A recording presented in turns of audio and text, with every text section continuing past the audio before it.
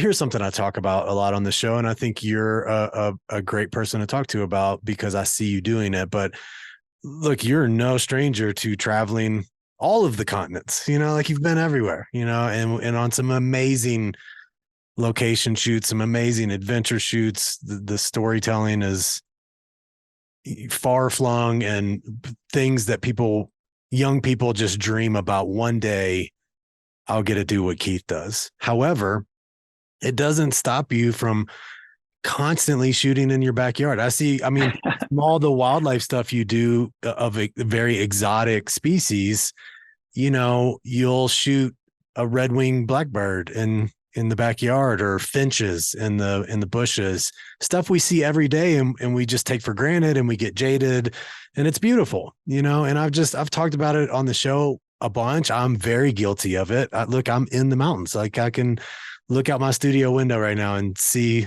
the New York range, and however, and even though there's beauty right in front of me, I become so used to it and so jaded by it sometimes that you just forget to stop and take a moment and realize, like, I could shoot in my backyard every day and probably make art. But we just get carried away with this idea, like we need to go somewhere. And I think that introduces obviously the desire to want to create, but so many people, I think, make the mistake of waiting for the amazing adventure to pick up the camera instead of just, like, tell the story of your own backyard. Sure. I definitely can respond to a lot of what you're saying in terms of some people don't necessarily take advantage of where they live. For me, I enjoy the process of shooting. Like, birds is a great example. They're incredibly difficult, but you can do it anywhere. You can quite literally photograph birds just about anywhere in the world.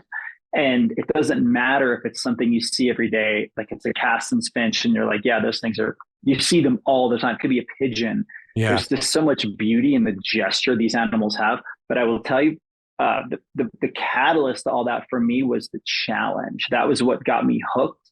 And then once it's a training ground. Like, if you want to get good at photographing high speed action sports or auto anything, go birding. It's incredibly difficult. It's unscripted and it's undirected. You cannot get a moment twice. You know what I mean? You have to really go and work for it. And you're typically dealing with things that are very small, skittish, and your big lens skills need to rise to that occasion, or you won't get anything.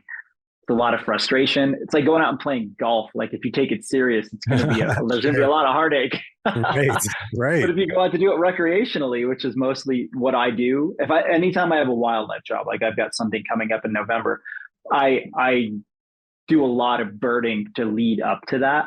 Because if I have to go shoot lions or something like that, that's easy, especially compared to little birds, you know what I mean?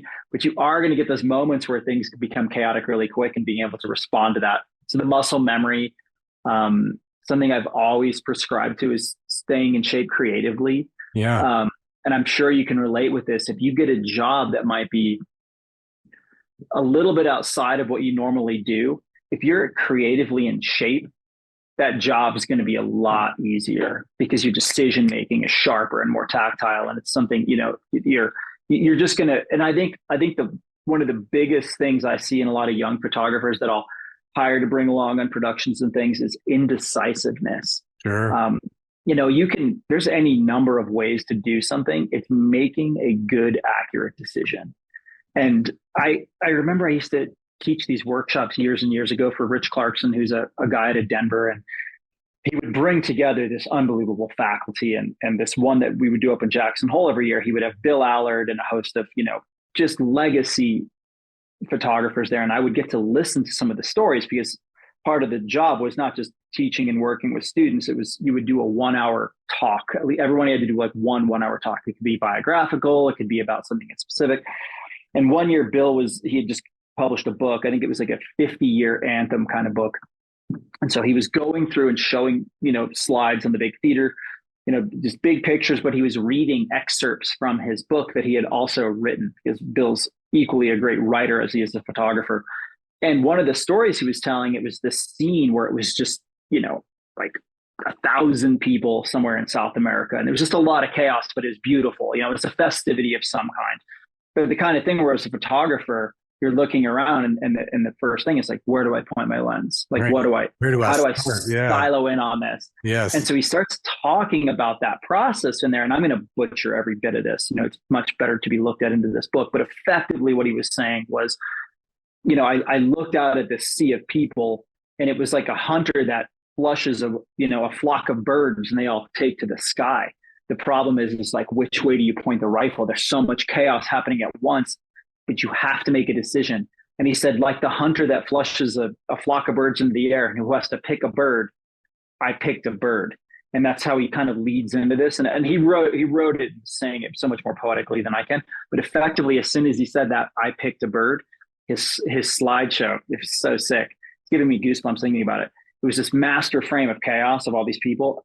And then each frame was just like siloing in, siloing in, siloing in. And all of a sudden it was just brilliant moments. But the takeaway was there's no silver bullet solution a lot of times. It's making a decision, committing to it, and knowing that you can execute on that decision.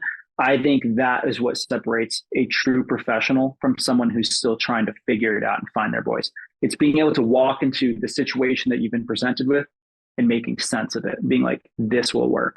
Doesn't matter if it's the best decision, as long as you can execute on that decision. It's a good one.